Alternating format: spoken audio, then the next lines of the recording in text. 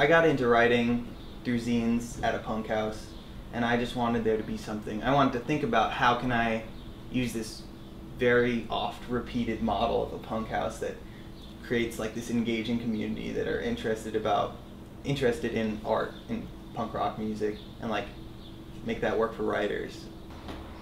We just had like a different writer come up every single month for 30 days. There have been like, just a couple months where it didn't happen, but we've had like 24, 25 visiting writers so far. I think that's including the long-term residents. Kinds of events that we do include readings, just kind of show and tell events. The main kind of show and tell event we do is called the Cool Off.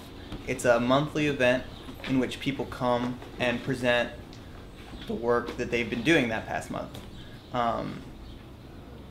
It started because we had a poet living with us, and she wasn't getting a lot of criticism that she found useful from us, because we're not, I'm not a poet, not since 4th grade, unfortunately.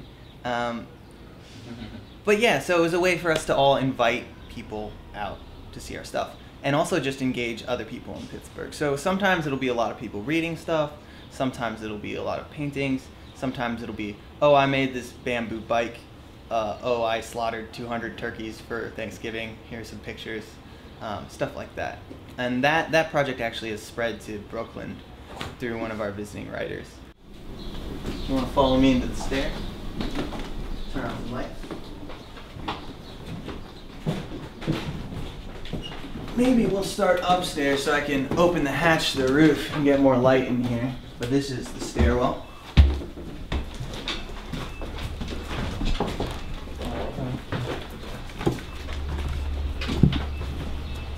So this is, Nate's bedroom, master bedroom. Hi, Nate. Hey.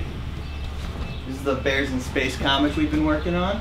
That's a collaborative thing that me and Dan are working on. We're both penciling it, both inking it, just passing it back and forth. It's probably going to be the first comic we actually submit to like really tiny publishers for fun. It's like Bears in Space. It's like a bear kills a bunch of people, fights stuff. Yeah, it's our attempt at selling out. It's not going to work. But yeah, but it's been fun. There's dialogue in the. There's a plot. Your tiny plot. Did you agree for there not being enough commas in there yesterday? Commas.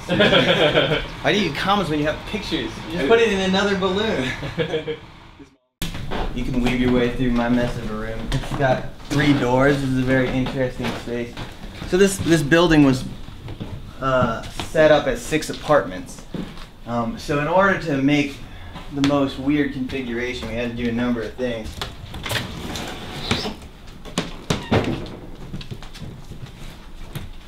Very easy to get lost in this house, actually. Okay. And then this will soon be a room once we fix it up for a 6th resident. Okay. Although potentially we could start having 2 visiting writers at a time if we have the desire, and we had the need, basically. The visiting writer program has really kind of changed a lot of the project. It's really given a lot of energy and changes the way we do things. It's probably the coolest thing we do. Take these stairs behind you. I built those stairs very recently. But yeah, we've done a lot in this past month or so. At some point this will probably be like the quiet room, like the room for doing work and reading, as opposed to like the kitchen living room will be for hanging out and being loud. Sure. So yeah, a lot of the stuff that's here right now was already here when we moved in, and then the rest of it's pretty much books. Okay. But yeah, this space was used as a punk venue for a number of years. And then here's our backyard full of stuff also. Huh.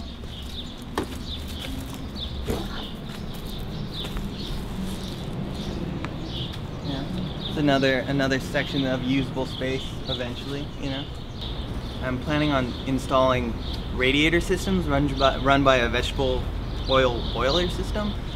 My friend Dave, who runs Fossil Free Fuel, or is one of the people who runs Fossil Free Fuel, has agreed to help us do that. Okay. So by next winter we will have vegetable oil run heat, which is going to be very exciting. I'll be warm for once, and it's basically free heat once you have people willing to donate their vegetable oil. You want to see the letterpress?